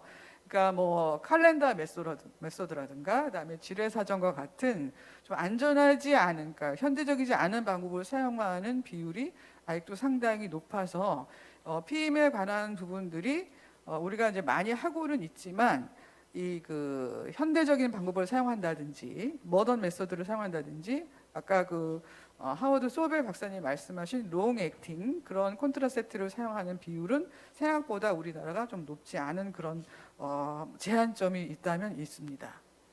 그래서 지금 저희가 한 질적 연구에서 이렇게 보시면 피임에 대해서 이제 젊은 여성들을 저희가 인터뷰한 결과를 보여드리는 건데 좀 피임에 대한 주도권 자체는 여성보다는 좀 남성에게 좀 있는 것이 아닌가라는 생각이 들고 그다음에 이제 어렸을 때부터 피임에 대한 그런 성교육이라든가 이런 부분들을 좀 철저하고 계획적으로 잘 받지 않으면 이것이 이제 어떤 상황에 따라서 끌려가는 그런 것이다라는 이제 그런 코멘트를 저희가 이제 받았고요. 그래서 이게 이제 피임에 대한 이니셔티브는 이런 그 관계에서 남자가 주로 갖고 있는 경우가 많지만 그러나 현실적으로 그것이 피임의 실패에 대한 부분에 대한 책임은 여자가 그것에 대해서 굉장히 불안하고 또 책임은 또 여성이 지는 그런 이제 모순된 그런 상황들이 이 SRHR에 대해서 우리가 좀 다시 한번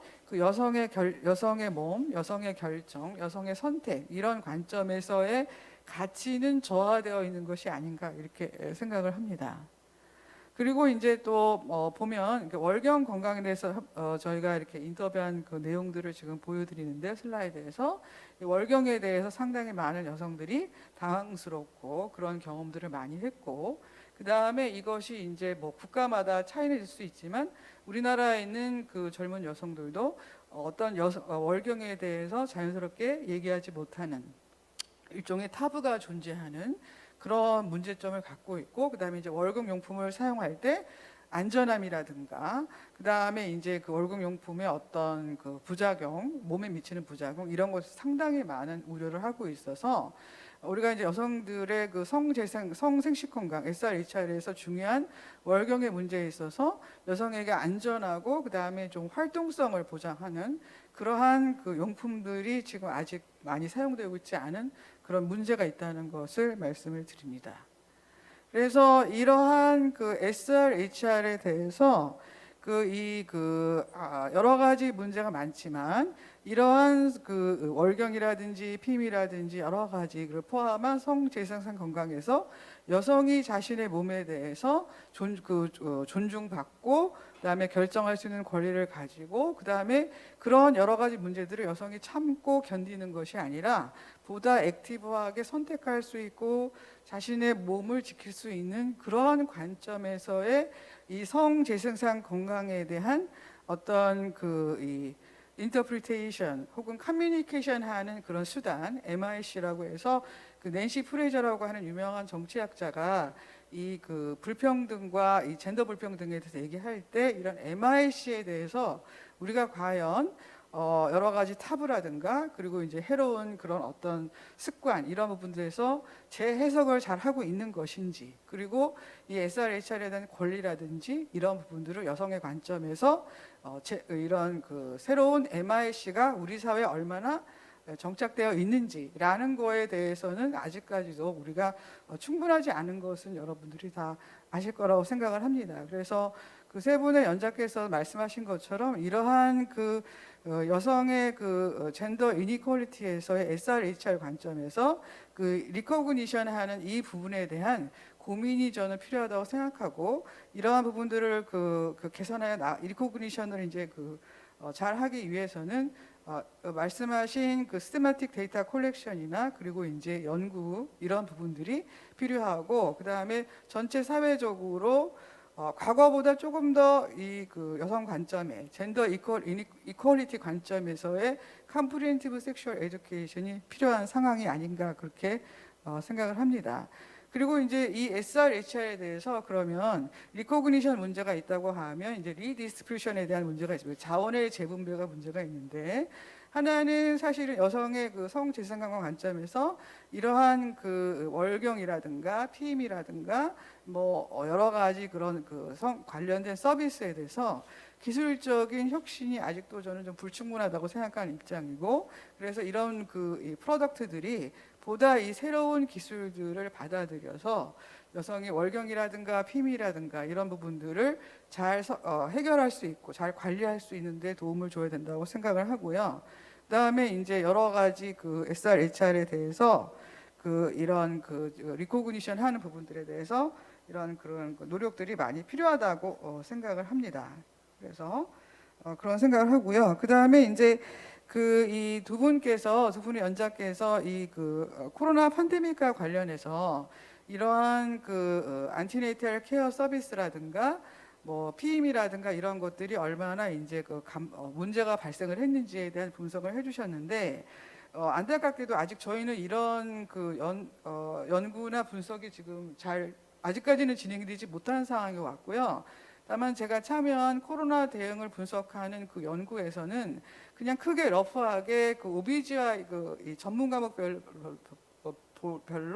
2019년과 2020년에 이 서비스의 양이나 비용이 어떻게 되는지를 비교한 거는 있습니다. 근데 아직 그게 이제 저희 보건복지부의 이 출판 승인이 나지 않은 상황에서 제가 자료를 보여드릴 수는 없고, 그때 이제 러프한 결과 말씀드리면 이게 이제 비용 자체는 좀 약간 증가했는데 2019년에 비해서 OBGY 산부인과 서비스가 의료 이용량이, 근데 이제 이용 일수는 약간 떨어지는, 그렇게 해서 크게 지금 우리나라는 이제 의료 서비스 자체를 뭐 완전히 이 코로나 때문에 다른 서비스가 중단되다든지 이런 현상은 없었기 때문에 큰 감소는 있지 아는 것으로 일단 저는 추정을 하고 있습니다. 근데 이제 지금 그 다른 국가에서 나타나는 현상 같은 것들이 우리나라에서도 굉장한 뭐 취약계층에 속해 있는 여성이라든지 뭐 이주민 여성이라든지 아니면 학교 밖 청소년에 속하는 여성들이라 젊은 여성들인데 이런 여성들이 자기들이 그 원하는 서비스를 받지 못할 가능성은 있다고는 생각합니다. 근데 이제 그 부분에 대해서는 저희가 조금 더 연구나 분석 결과를 해서 그런 부분이 이제 필요하다는 생각이 좀 들고요. 그다음에 조금 마무리. 네네 이제 거의 마무리 단계입니다. 그래서 지금 오늘 제가 그 세 분의 그 발표를 듣고 국제적으로 이러한 그 활동들이 여성 건강에 대한 성재생 건강에 대한 활동이 진행되고 있는 상황을 많이 말씀해 주셨고 국제적 협력이 진행된다는 내용도 파악할 수 있었습니다. 그래서 이게 이제 그 성재생산 문제는 어느 한 국가에만 이렇게 국한된 문제가 아니기 때문에 국제적인 협력이 필요하다는 점을 저도 굉장히 공감을 하고 그다음에 이제 오늘 이 행사를 주관한 인구보건복지협회가 또 그런 역할들에 대해서 좀 더 주도적인 역할을 할 수 있기를 바랍니다. 네, 이상 제 토론 마치겠습니다. 네, 고맙습니다. 시간을 많이 못 드려서 죄송합니다. 그러면 바로 두 번째 한국여성정책연구원의 김동식 선임연구위원께서 토론해 주시겠습니다. 7분 드리겠습니다. 네, 7분을 꼭 지키도록 하겠습니다. 먼저 이 뜻깊은 인구보건복지협회 60주년 기념 심포지엄에 초대해 주셔서 너무 감사합니다. 그리고 특별히 또 세 분의 발자하신 선생님들의 여러 가지 의견들을 들으면서 우리가 이제 성재생산이라는 어떤 아젠다를 우리 한국과 함께 어떠한 파트너십을 가질 것인지에 대한 고민들을 할 수 있는 시간이었다고 생각됩니다. 지난날 이제 인구보건복지협회가 정부와 함께 이루었던 가족계획과 그 과정에서의 여러 변화, 그 정책적인 변화, 인구 변동의 여러 다양한 그 전환점에서 많은 기여를 했다고 생각합니다. 그것이 이제 성과 재생산이라는 용어에 대한 우리의 정의와 개념에 대한 인식이 없어서 그렇지 예전부터 인구에 대한 조절 그 과정에서의 피임에 대한 실천에 대한 지원, 정보, 상담 그리고 청소년들에 대한 좀 접근하는 여러 가지 방식에 대한 도전들은 상당히 인구보건복지협회가 그동안 성과 재생산이라는 정의와 개념에서 얘기하고 있는 정보권 그리고 의료 서비스에 대한 다양한 다각성 그리고 그들의 건강권을 보장하기 위한 여러 가지 서비스에 대한 노력들을 충분히 했다고 생각됩니다. 다만 이제 새로운 시대 또 새로운 밀레니엄 시대에 도달했고 또 우리가 기대하지 못했고 한 번도 접해보지 못했던 새로운 코로나 시대에 이제 후반기라고 생각하고 싶습니다만은 언택트 시대를 살아가고 있습니다. 특별히 오늘 발제해 주신 분들의 내용을 들어보면 저도 이제 유엔 보고서를 읽다 보면 코로나 이후에 또 코로나라는 어떤 시대에 많은 여성들이 그들의 임신과 그리고 출산 그리고 임신 중단 그리고 피임에 대한 여러 가지 의료 서비스 접근에 있어서 상당히 어려움을 겪고 있다라는 사항들을 듣게 됩니다. 그런데 우리나라 상황들은 어떨까라는 고민들을 해봤습니다. 그런데 우리나라는 지금 말씀하신 사항들에서 벗어나고 제외되는 국가냐라고 한다면 그렇지 않습니다. 저희들이 조사하고 연구하는 있는 분야에서도 보면 시대가 계속 발전하고 또 특별히 우리는 이제 헌법재판소에서 낙태죄 폐지라는 정말 감격스러운 성과를 이루었지만 그 이후에 의료 현장에서의 임신 중단에 대한 의료비의 증가 그리고 그것에 접근하기 어려워하는 여러 가지 상황들이 벌어지고 있습니다. 그래서 앞서 이제 데이비드 베니 선생님께서 얘기하셨듯이 불평등이라는 경제적인 상황들에 의해서 성과 재생산의 권리가 상당히 침해를 받고 있다라고 하지만 우리나라 상황에서는 경제적인 상황과 함께 사회적인 차별과 낙인에 대한 문제점이 있습니다. 특별히 성과 재생산에 대한 부분들은 우리 사회가 가지고 있는 정말 차별적인 부분, 낙인에 대한 부분, 그리고 대상화하고 왜곡화하고 프레임화하는 문제들이 있습니다. 그것에 대한 어떤 정책적인 해결책들을 좀 찾아가는 것들이 상당히 우리가 가지고 있는 정책적인 경제적인 부분과 함께 반드시 병행돼야 될 것이 아닌가라고 생각됩니다. 특별히 우리가 그동안 성평등을 이루었을 때의 과거의 유행과 함께 국제사회가 논의했던 것이 위드입니다. Women in Development입니다. 개발 안에서 여성을 같이 동참시켜서 여성들에게 개발과 함께 사회 참여를 이룬다면 성평등이 이루어지지 않을까라고 생각했습니다. 하지만 일정 부분 성과를 이루었지만 그럼에도 불구하고 그 안에서의 불평등과 남녀의 위기적인 상황들이 펼쳐지는 것을 알게 되면서 궤도로 전환했습니다. Gender and Development. 우리 사회가 상당히 많이 성별 간의 갈등과 불평등이 있습니다. 성과 재생산에서는 특별히 그렇습니다. 남녀 간의 성과 재생산은 합의와 동의 하에서 이루어지는 정말 평등한 관계에서 이루어져야 되는데 그렇지 않다는 거죠. 피임의 어떤 구조적인 결정과 사항에서 남녀가 평등하다고 생각할 수 있는지 우리가 많은 조사를 해봤습니다. 여러 다양한 조사기관 또 부처에서 조사를 한 결과를 보면 남녀가 평등하지 않습니다. 그리고 임신을 중단하고 그것에 대한 어떤 고민들을 가정들을 보면 여성들이 받는 여러 가지 차별과 낙인들은 정말 심각합니다. 비동의 간음죄에 대한 어떤 국가적인 도전과 그것을 제정하기 위한 노력들이 왜 있을까요? 그런 것들을 보면 우리가 성과 재생산이라는 어떤 영역에서의 건강 서비스의 어떤 추진도 중요하지만 그 배경에서의 성평등이라는 문제가 항상 연결고리처럼 같이 가고 있습니다. 그런 고리들을 어떻게 우리가 해결할 것인가에 대한 고민들도 같이 이번 기회에 큰 로드맵을 만들 때에 들어가야 된다라는 생각을 합니다. 이런 지점에서 세 분께서 발제를 해주셨는데 상당히 관심 있고 또 제 발제문에도 이러한 여러 가지 질문들을 넣었는데 시간 관계상 한 가지만 말씀드리고 싶습니다. 성과 재생산의 건강과 권리로서의 여성의 권리와 건강의 건을 이루기 위해서는 물론 남성도 성과 재생산의 건강과 권리의 보장이 필요합니다. 그러면 남성들은 그 과정에서 어떠한 참여를 이룰 것인가에 대한 고민이 많습니다. 남성은 그냥 가만히 있으면 됩니까? 남성은 그냥 피임에 대한 어떤 참여자로서 어떤 역할을 해야 되는가? 그리고 임신과 출산에서의 어떠한 역할과 그들 배우자와 파트너에 대한 어떤 존중 이런 부분들은 어떻게 우리가 이룰 갈 것인가? 우리가 모든 프로그램들을 이렇게 개발하고 추진하는 데 있어서 남성의 역할들이 상당히 빠져 있는 것을 볼 수 있습니다. 특별히 우리나라에서는요.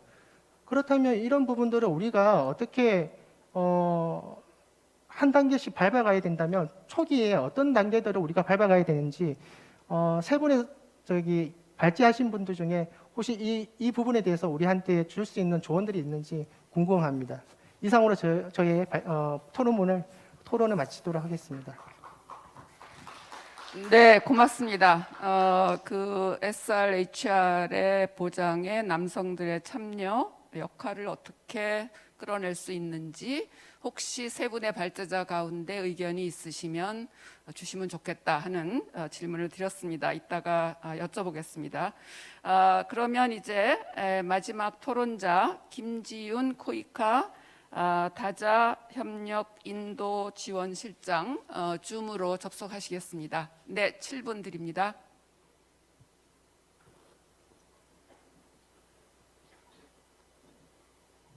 네, 김지윤 실장님. 인구부분 을 먼저 축하드립니다. 오늘 발표하신 세 분의 발표를 통해서 많은 세계 외교부 성생식 보건 현황에 대해 파악할 수 있게 돼서 이 발표에 대해 감사드립니다. 저는 오늘 그 마이크에 대고 스피커에 대고 해주셔야지 똑똑히 들립니다. 조금 이렇게 거리가 멀어지면 잘 안 들리니까 유념해 주십시오. 저는 오늘 제가 오늘 소개해드릴 것은 코이카에서 개도국을 대상으로 하는 성생식 보건 사업에 대해서 소개를 드리도록 하겠습니다.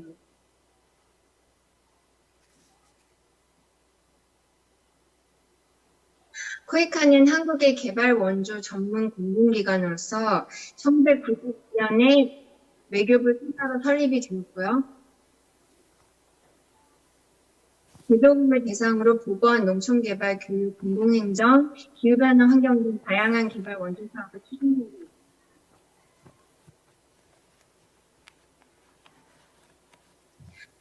특히 노자보건단은 유엔의 새천년 개발 목표와 지속가능 개발 목표를 목표로서 중점적으로 추진하고 있는 사업 중에 하나입니다. 무자보건 사업 중에서도 성생식 분야 사업은 한국의 국제의 공과 자율성을 공유하면서 무자보건 사업에 특수적으로 참여하고 있습니다. 무자보건 사업은 주로 개도국의 병원, 보건소 등의 시설 개선, 보건 아니 보건소, 기동성, 나을 진행 기반 교육, 시설 비만 이동이 가족의 승인법 교육 등으로 구성되어 있습니다. 여기에 실제는 폭력 예방 교육 등 젠더 기반 폭력에 대한 유사들도 추가해서 추진을 하고 있습니다. 성생식 보건 활동은 현대적인 피임법에 대한 보건 인력 및 주민에 대한 역량 교육이라든지 가족의 생산 등에 대한 자기 결정권 제고 교육, 인지도 강화 등에 집중되어 있고요. 성과 목표로 설정해서 추진하고 있습니다. 이러한 여성의 임신 인지도 제고 교육도 병행해서 추진을 하고 있으며 특히나 청소년들에 대한 교육 및 인지도 제고와 납품에 대한 추가로 추진을 하고 있습니다. 2011년부터 추진해온 성생식 보건 활동에 포함된 사업은 127건 1,300만 원으로 지원되었습니다.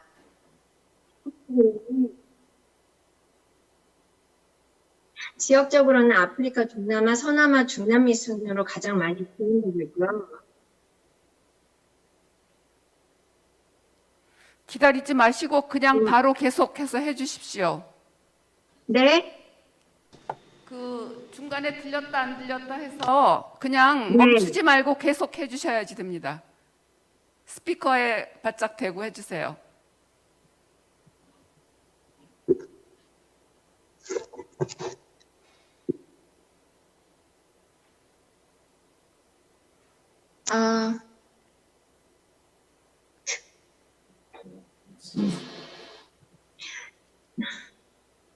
네, 제가 죄송한데 채널이 안 보여요. 번역. 통역에 신경 쓰지 마시고 그냥 해주세요. 네. 네. 최근에는 무자보건뿐만 아니라 여성과 여성이 고령화를 수면에서 성생식 사업을 바라보고 있고 일반적인 통합 무자보건 사업이 아닌 여성 할례 방지 사업, 여성 누궁 치료 사업 등 미성년자 인기 방지 사업 저기 김지은 실장님, 네. 네 지금 그 와이파이가 잘 접속이 안 되는 것 같아서 다시 끊고 다시 해주실래요? 그리고 지금 시간이 없어서 빨리빨리 해주셔야 되는데 중간에 들렸다 안 들렸다 해서 조금 손실이 많습니다. 끊고 다시 접속해서 그 좀 빨리 진행해 주시면 좋겠습니다. 네, 제가 그럼 다시 나갔다가 다시 연결해 볼게요. 네.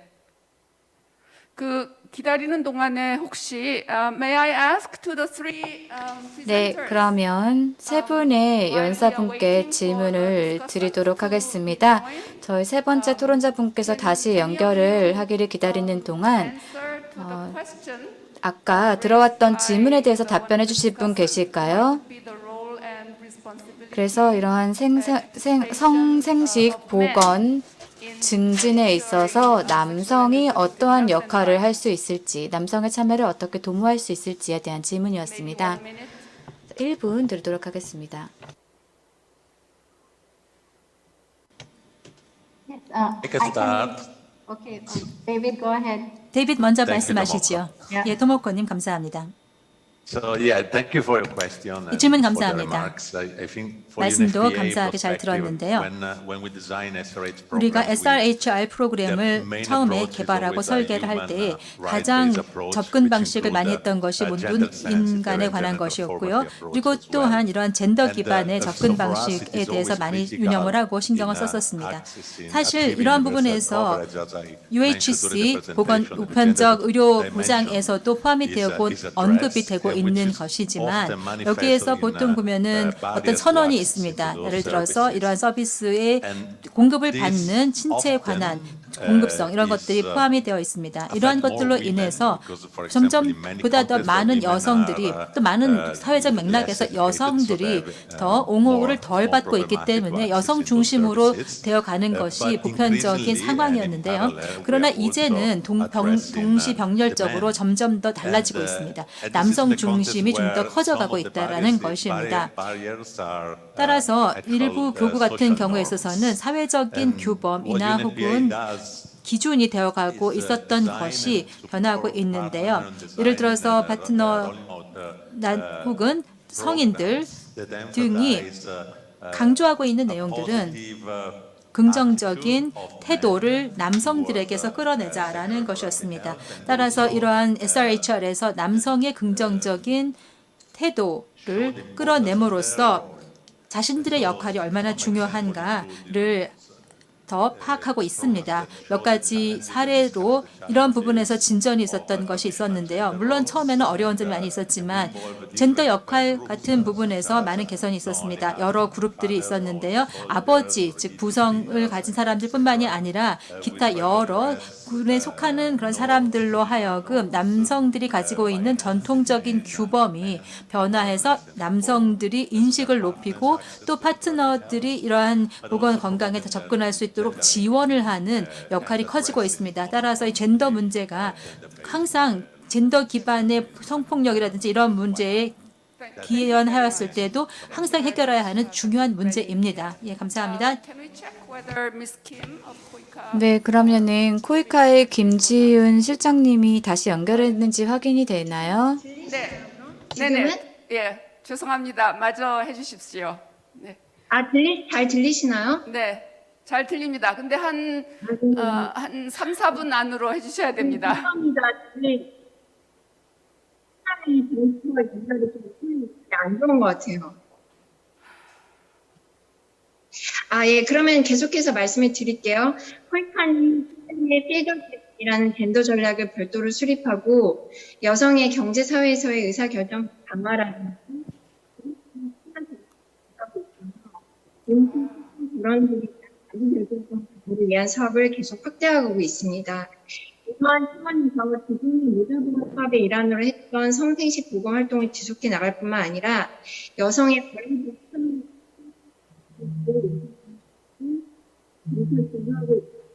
나갈 것이라고 예상됩니다.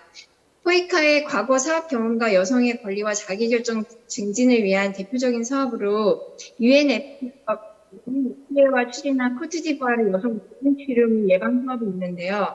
이 사업은 순단시 난순의 결과로 생기는 부분의 치료를 하고 적절한 가족계의 수요 충족과 피임 실천, 그리고 기쁜 모자보건 서비스를 제공하는 사업으로 노동 예방 증대를 목표로 하는 사업입니다. 이 사업에서는 피임약, 피임 기구 등 서비스를 제공하는 연금 시설의 수를 늘리고 가족 계획에 대한 주민들의 인지도를 증대하고 교육 활동을 통해 가족 계획을 권유하는 남성들의 수를 늘리는 것들을 목표로 하고 있습니다. 이 사업의 평가 결과에 있어서 지역 보건 용원을 통한 현대적 피임법 교육이라든지 장비 제공인 진행비율이 피임성 제고를 높여서 피임 실천율 제고에 효과가 있었다고 평가를 하고 있습니다.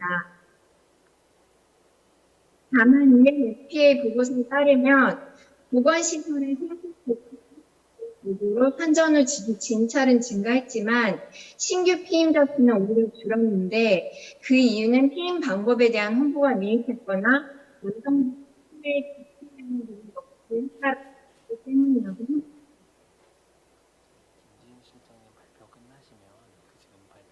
코이카는 전통적으로 모자보건 사업의 가족계획 및 피임 경제 요소를 포함시켜서 추진하고 있지만 최근에는 보건 사업뿐만 아니라 여성의 인권을 사회 참여를 위한 성생식 보건 활동도 점차 증가를 하고 있으며 그러한 사업은 그다음에 UNFPA나 UN 연맹 등의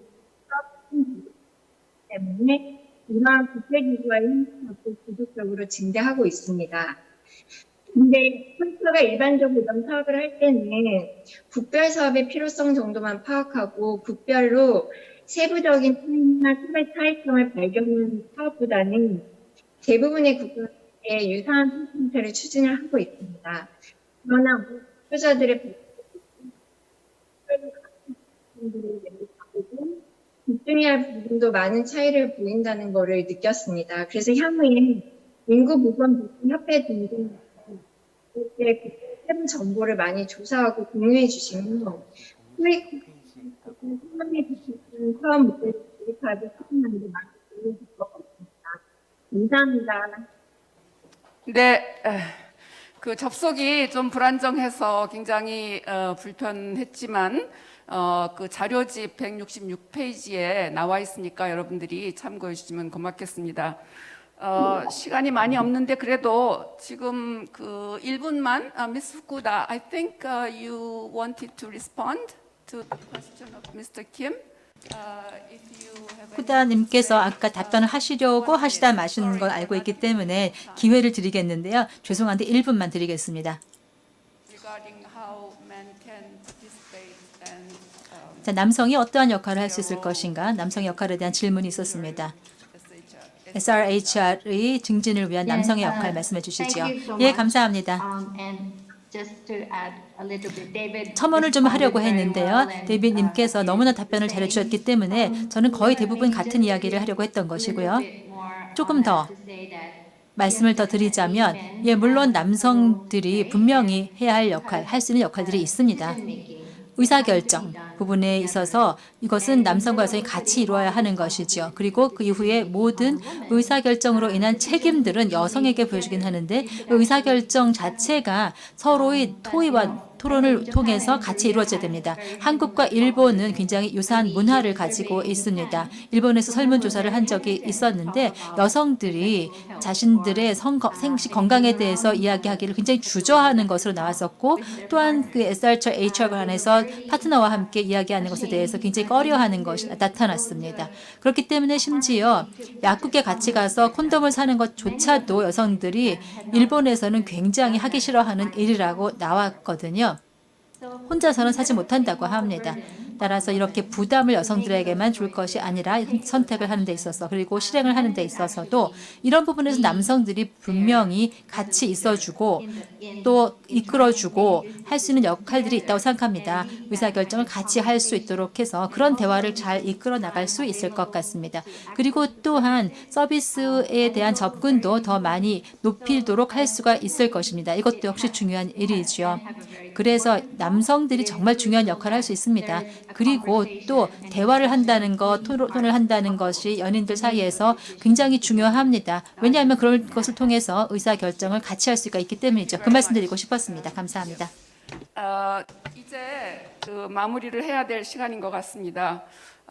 제가 오늘 1세션하고 지금 이 두 번째 세션하고를 보면서 한 3가지 정도로 크게 말씀드릴 수 있을 것 같습니다. 첫째는 우리가 SRHR이라고 그 영어로 Sexual and Reproductive Health and Rights라고 하는 것이 한국 사회에서는 아직 그 용어가 정리가 안 돼 있다. 그래서 여러 발표자, 토론자들의 그 사용하시는 언어가 성생식 보건, 뭐 성재생산 건강 이렇게 그 생식과 재생산 또 보건과 건강이라는 그런 것이 혼재되어 있습니다. 그래서 의료계에서는 주로 생식 보건이라고 얘기를 하고 여성계에서는 주로 재생산 건강이라고 하는 것이 조금 관점의 차이를 나타내서 아직도 우리 사회에 이게 그 어떤 통일된 그런 관점을 나타내고 있지 못하다라고 하는 것을 말씀드릴 수 있을 것 같고요.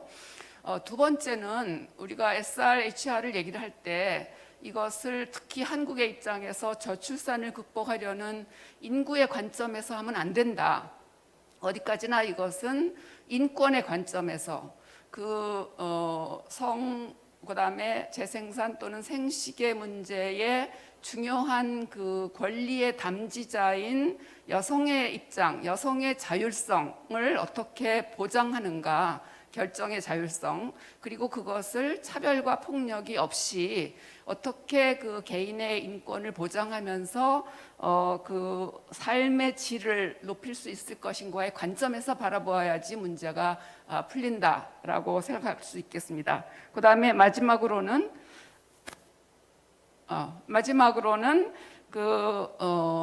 특히 제가 몸담고 있는 경제적, 사회적 및 문화적 권리위원회의 관점에서 트리플 AQ, AAAQ, 그래서 availability, accessibility, acceptability and quality, 이것을 어떻게 SRHR 분야에서 잘 확보할 것이냐라고 하는 것이 굉장히 관건이라고 하겠습니다. 지금 제가 받은 것이 미스터 하워드 씨가 발언 요청이 있습니다. 제가 너무 그 시간에 압박에 쫓겨서 발언 기회를 못 드렸는데요. 죄송합니다. 미스터 하워드, I was informed that you have something to say. Sorry for not giving you the floor. 네, 아까 발언 기회를 드리지 못해서 죄송합니다. One minute. Sorry. 하워드 조정관님께서 말씀해 주시겠습니다. 네, 트리플 AQ라고 말씀을 해주셨는데요. 저 같은 경우에는 특히 이제 공공 시스템의 측면에서 말씀을 드리고 싶습니다. 특히나 이 클라이언트와 그다음에 이제 의료진 간의 그런 일선에서 일어나고 있는 부분에 대해서 말씀을 드리고 싶습니다. 모든 문제의 90% 정도는 바로 이 보건 시스템에서 기인한다라고 말씀을 드릴 수 있겠습니다. 제가 아까 말씀을 드렸지만 이 가족계획과 관련해서 많은 그런 카운슬링 기회들, 상담 기회들이 누락이 되고 있고 놓쳐지고 있고, 그리고 또 사람들이 이러한 계획 임신과 관련된 서비스를 많이 활용하지 못한다라고 말씀을 드렸습니다.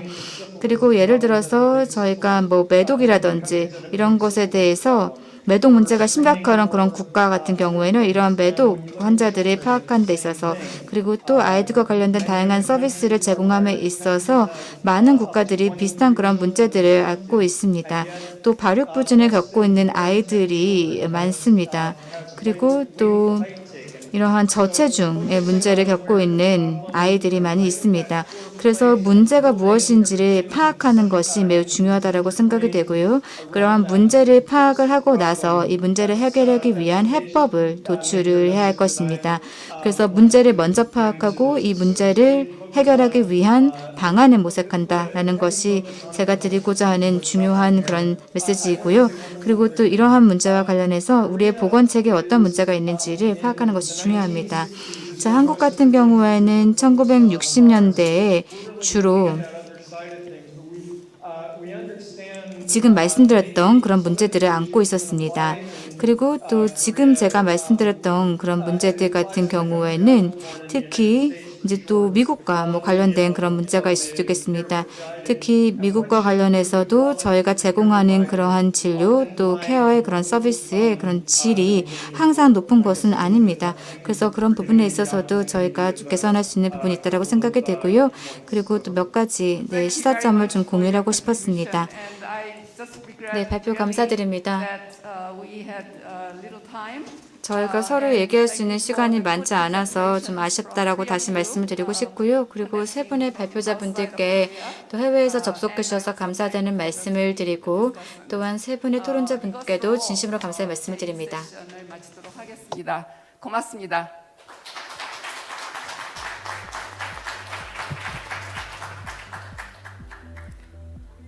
네, 앞서 통신 상태가 좋지 않았지만 양해해 주셔서 감사의 말씀 전하도록 하겠습니다.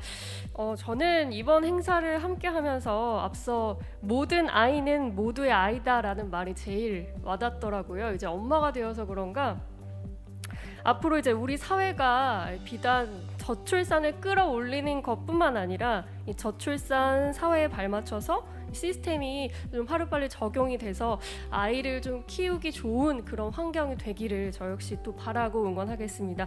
여러모로 의미 있는 시간이었는데요. 여러분들도 저와 생각이 같다면 오늘 큰 박수로 마무리해 보도록 하겠습니다.